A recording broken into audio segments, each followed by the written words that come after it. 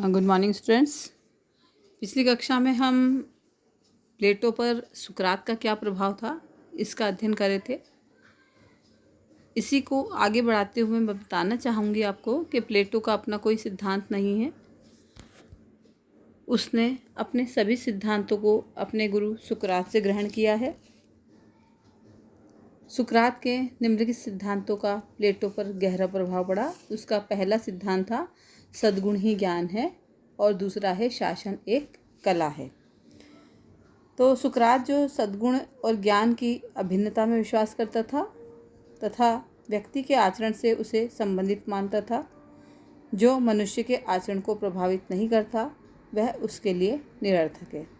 अतः उसके अनुसार सच्चे ज्ञान से ही सद्गुण उत्पन्न होते हैं जो व्यक्ति को साहसी और निर्भीक बनाते हैं। प्लेटो ने सुकरात के इस विचार को सत्य माना और ग्रहण किया। दूसरा है शासन एक कला है। तो प्लेटो ने सुकरात से ये विचार भी ग्रहण किया कि शासन संचालन, डॉक्टरी, नौचालन आदि की भांति एक कला है और इसका ज्ञान रखने वाले विशेषज्ञ व्यक्तियों को ही शासन का अधिकार दिया जाना चाहिए। अब हम देखते हैं प्लेटो की जो रचना है, जो महान रचना है वो है रिपब्लिक। तो रिपब्लिक प्लेटो की महानतम एवं सर्वश्रेष्ठ कृति है। इसे प्लेटो ने 40 वर्ष की अवस्था में अपने विचार और परिपक्व और प्रौढ़ होने पर लिखा था। शैली और विषय विविधता की दृष्टि से यह उसका अनुपम ग्रंथ है। आकार की दृष्टि से रिपब्लिक प्लेटो के अन्य सब ग्रंथों में सबसे बड़ा होते हुए भी लॉस से छोटा है, किंतु महत्व की दृष्टि से यह उससे बड़ा है। रिपब्लिकन नाम से कुछ भ्रांति हो जाती है। आजकल इस शब्द का प्रयोग एक विशेष प्रकार की शासन प्रणाली के लिए किया जाता है जो कि गणराज्य कहलाता है, किंतु प्लेटो ने इसका प्रयोग इस संकुचित अर्थ में नहीं किया। उसने यूनानी भाषा में से पोलितेइया का नाम दिया है, जिससे तात्पर्य है कि राज्य की शासन व्यवस्था या संविधान। रिपब्लिक में प्लेटो की नाटकीय शैली, कवित्व और कल्पना की उड़ान का अपूर्व रूप देखने को मिलता है। इसे गणराज्य और न्याय का दोहरा शीर्षक प्राप्त है, किंतु इस आधार पर इसे राजनीति विज्ञान या विधिशास्त्र का ही ग्रंथ नहीं समझा जा सकता। यह इससे बहुत अधिक भिन्न है और इसमें समाजशास्त्रीय, आध्यात्मिक और शैक्षणिक सभी समस्याओं की विवेचना की गई है। यह तो एक प्रकार के संपूर्ण मानव जीवन का दर्शन है। सेबाइन के शब्दों में हम कह सकते हैं कि यह किसी एक प्रकार का शोध प्रबंध नहीं है और न ही यह राजनीतिक, नीतिशास्त्र, अर्थशास्त्र या मनोविज्ञान इनमें से किसी एक का अंग है। यद्यपि इसमें यह सभी कुछ है और इससे भी अधिक भी, क्योंकि कला, शिक्षा और दर्शन को भी इसमें स्थान दिया गया है। अब हम देखते हैं कि प्लेटो का जो है आदर्श राज्य है वो किस प्रकार का था। तो प्लेटो का रिपब्लिक में वह अपने आदर्श राज्य को किंचित मात्र भी न्यून नहीं करता। उसे केवल इस बात से संतोष है कि वह राज्य को एक आदर्श रूप में प्रदर्शित कर रहा है। नेटलशिप का ये कथन सही प्रतीत होता है कि रिपब्लिक में वर्णित आदर्श राज्य का प्रारूप। सबसे पहला है प्लेटो के आदर्श राज्य में व्यक्ति और राज्य का संबंध। प्लेटो के आदर्श राज्य की उत्पत्ति, उसके विकास के चरण, आदर्श राज्य के निर्माणक तत्व यानी कि 3 वर्ग, राज्य आधार राज्य की आधारशिला, आदर्श राज्य की आधारशिला न्याय, आदर्श राज्य के आधार स्तंभ शिक्षा और साम्यवाद, आदर्श राज्य की बागडोर दार्शनिक शासक के हाथों में,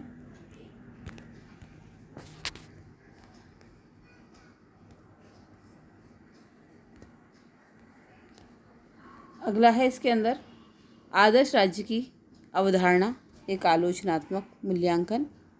और क्या प्लेटो का आदर्श राज्य काल्पनिक है? प्लेटो के आदर्श राज्य का व्यवहारिक आधार।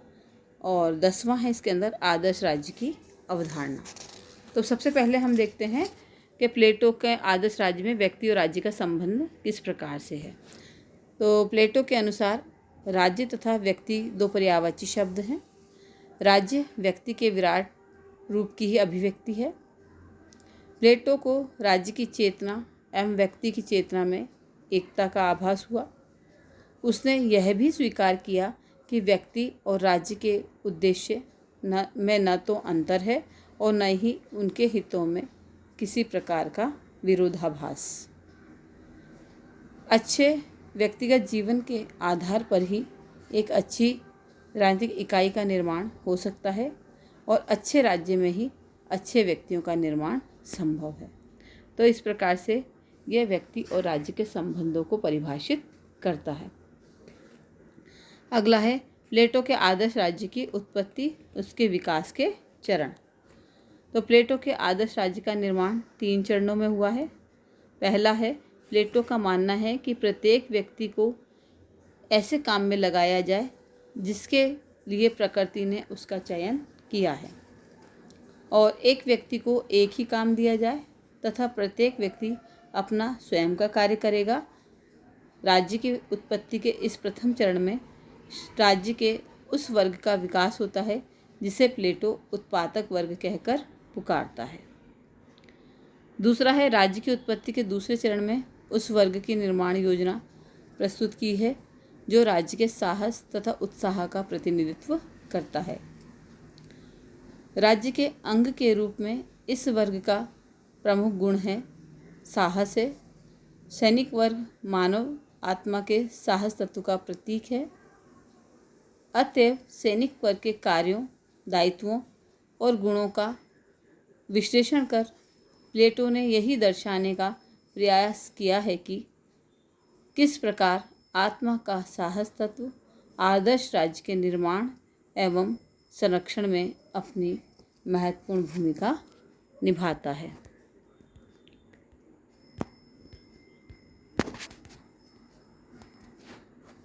अगला है तीसरा चरण इसका। आदर्श राज्य के निर्माण का तीसरा चरण तब प्रारंभ होता है जबकि सैनिक वर्ग में ही प्लेटो राज्य के विवेक तत्व का प्रतिनिधित्व करने वाले सर्वोच्च वर्ग का निर्माण करता है। सैनिक वर्ग के लोगों में सामान्यतः उत्साह तथा विवेक पाया जाता है, किंतु उनमें ऐसे व्यक्ति भी होते हैं जिनमें उत्साह की अपेक्षा विवेक पाया जाता है। ऐसे लोगों को प्लेटो ने राज्य के दार्शनिक शासक माना है। इस प्रकार 3 चरणों में राज्य का निर्माण उन 3 वर्गों के क्रमशः विकास के साथ संपन्न होता है। तो इस प्रकार से आदर्श राज्य के निर्माणक जो है 3 वर्ग हैं। तो वो प्लेटो का मानना है कि हर व्यक्ति के अंदर ये 3 गुण होते हैं, लेकिन इन 3 गुणों में से किसी एक गुण की प्रधानता होती है। तो जिस गुण की उसमें प्रधानता हो व्यक्ति को वो कार्य करना चाहिए। तो इस प्रकार से व्यक्ति के अंदर वो साहस, विवेक और इंद्रिय तृष्णा इन 3 तत्वों की वो बात करता है। तो इसी को वो कहता है कि जो राज्य है वो व्यक्ति का ही वृहद रूप है। तो व्यक्ति के अंदर इन 3 तत्वों के माध्यम से वो समाज के 3 वर्गों का निर्माण करता है, उत्पादक वर्ग, सैनिक वर्ग और दार्शनिक वर्ग। और उसका ये मानना है कि इन तीनों ही वर्गों को अपना अपना कार्य करना चाहिए और दूसरे वर्गों के कार्यों में हस्तक्षेप नहीं करना चाहिए, क्योंकि एक व्यक्ति जब एक काम करेगा तो उसका सारा समस्त ध्यान अपने कार्य पर रहेगा और इस प्रकार से वो अपने कार्य में दक्षता स्थापित करके विशेषज्ञता हासिल करेगा और अपने कार्य को सही से संपादित करेगा। तो इस प्रकार से प्लेटो के आदर्श राज्य की उत्पत्ति का जो विकास का चरण है वो 3 चरणों में हुआ है और उससे 3 वर्गों का निर्माण हुआ है और ये तीनों वर्ग समाज के लिए आवश्यक हैं और समाज की उन्नति में सहायक हैं। धन्यवाद।